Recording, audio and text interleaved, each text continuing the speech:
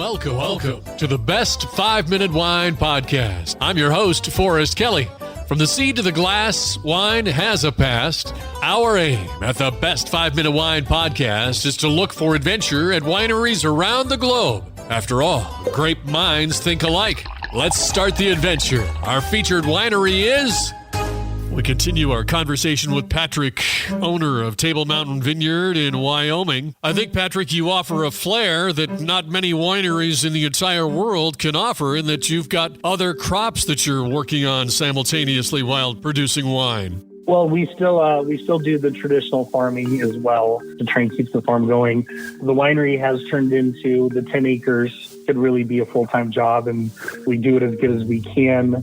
But we do need when they tell you to diversify in any industry, they don't tell you need 10 or 20 more people to handle those extra hats that you wear. So on top of that, the event hosting we have at the winery, we're grateful that we've kind of become a community hub. We host wedding showers and baby showers and weddings and the paint classes on the weekend. So we really do have 4 or 5 different very active parts of the winery all in play, but they do come out to make it be a successful venture that does sustain itself and allows us to stay on the farm and keep enjoying what we enjoy.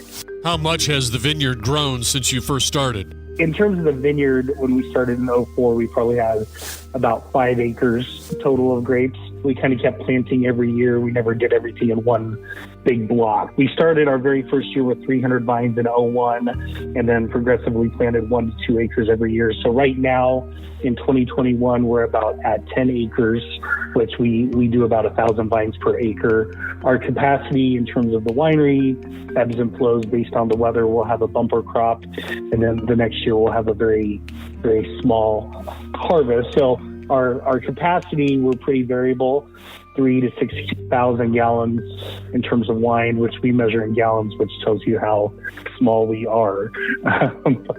but again, we're just a pretty small mom and pop and son shop, and we do harvest anywhere in terms of grapes. We do have some other growers who grow for us. We go anywhere from 15 to 30 tons of grapes a year.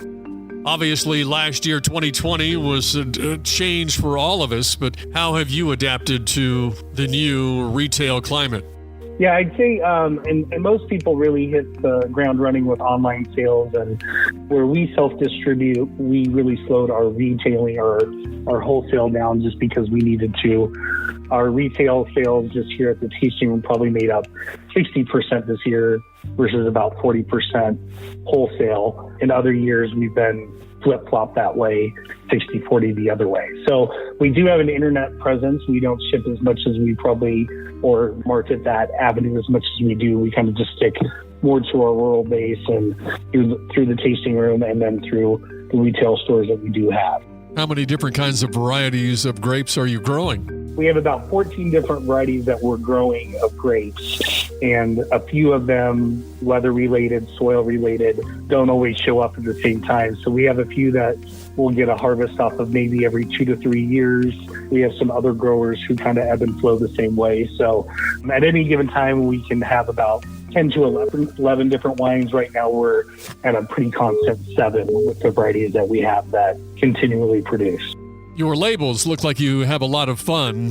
Did you do the labels on all your wine? We do. It's kind of a collective family and friends effort, but we will, as we're bottling or in the vineyard, we try and come up with some names and different labels. And a lot of the labels are inspired or just artwork of pictures we take around the farm. And then, again, some retro kind of Western themes just to kind of tie in our Wyoming ties too. Well, somebody answer that phone! It's time, boys and girls, for our listener voicemail.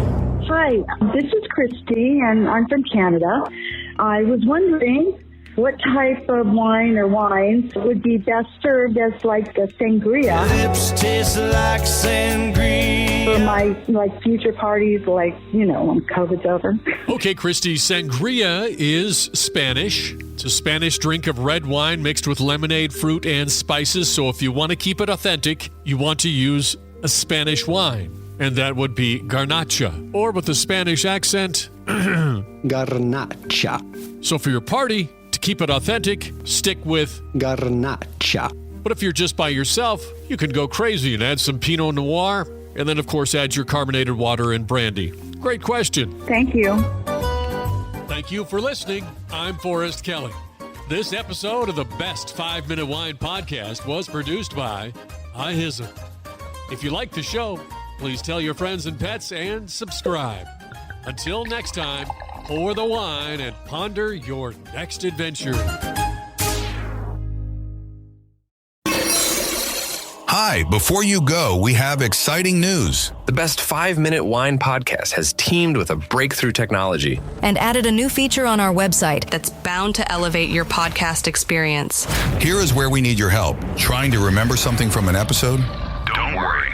Search for it, and we will find it for you. Have you ever thought you could just ask questions and chat about the episodes as if you were talking to me? Well, now you can. That's right. Our episodes are now interactive, and they're waiting to have a conversation with you.